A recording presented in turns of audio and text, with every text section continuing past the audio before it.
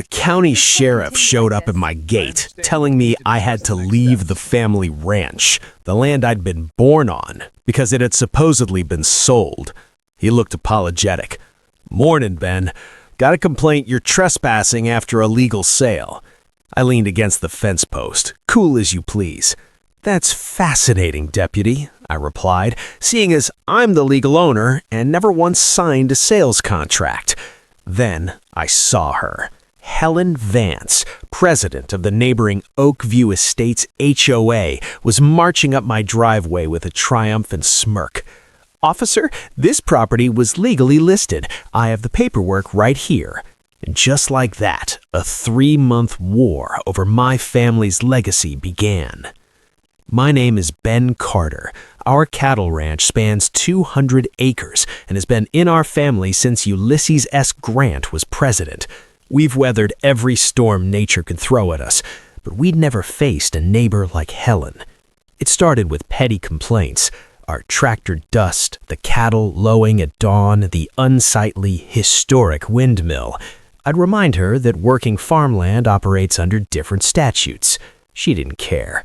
Then the deputy showed me his tablet. There it was, my home, my barns, my land, listed for $4.5 million on multiple realty sites. The listing used drone photos I never authorized and claimed the owner was eager for a quick close. A cold fury settled in my gut. Someone had committed fraud to try and steal my birthright.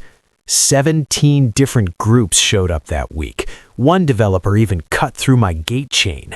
This wasn't a spat, it was sabotage. I hired a lawyer, Eleanor Shaw, who was known for being absolutely ruthless. When I showed her the evidence, she smiled like a wolf. "Ben, this is grand larceny by deception. We are going to bury them."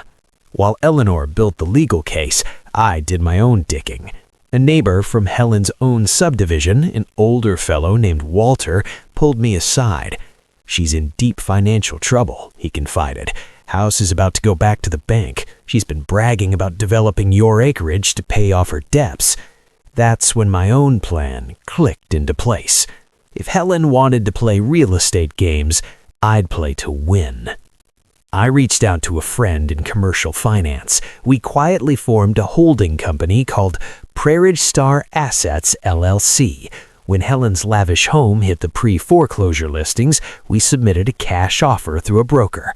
The bank accepted immediately. She had no clue who the new owner was until the sale was final. That's when the fun truly began. The morning the movers arrived at her house at 6 a.m. was one I'll cherish forever. I watched from my porch with a fresh cup of coffee. Helen ran out in her silk robe, shrieking at the crew, "You have the wrong address. This is my home." I strolled over, the deed in my hand. "Actually, Helen, it's not. Prairie Star Assets just bought it. That's my company." The color drained from her face. It was a beautiful sight. The best revenge is served cold, legal, and entirely within your rights. "You can't do this. I'll sue you into oblivion," she screeched. "Funny you should mention lawsuits," I said, handing her a thick envelope. "My attorney is suing you for fraud, trespass, and digital impersonation. The IP address for those fake listings traced it right to your home office." What followed was a masterclass in poetic justice. I had a load of landscaping boulders delivered, perfectly placed to block up her driveway entrance. When she demanded I move them, I pulled out the property survey. Turns out your driveway extends 3 feet onto my land. I'll grant a temporary easement for $5,000 a month. The other HOA board members, now aware of her crimes, voted unanimously to remove her as president. Helen lawyered up with some hotshot attorney from the city.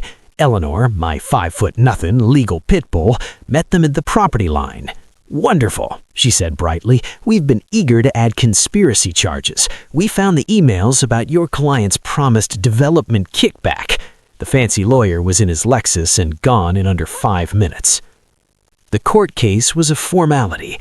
Eleanor presented a mountain of evidence: the forged documents, the fraudulent listings, the damning emails, and even security camera footage of Helen trespassing to photograph my land survey. The judge was not amused.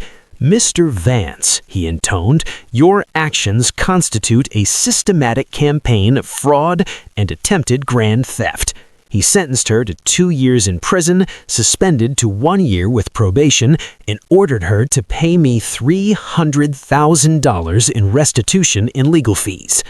As the bailiff led a weeping Helen from the courtroom, I thought about how it all began with a complaint about my rooster, Chester. Some people think old laws and legacy don't matter. They learn the hard way. If you appreciate a story where the little guy uses the system to win, hit that like button. For Trending Tales Pulse, your likes help us find more stories of justice served. I still watch the sun rise over that land every morning. The silence is sweeter now. Never pick a fight with a man who has nothing to lose but his history. So what do you think? Was my response justified, or did I take it too far? What would you have done in my boots? Let me know in the comments below. And for more tales of epic comebacks and real-world strategy, make sure to like and subscribe to Trending Tales Pulse.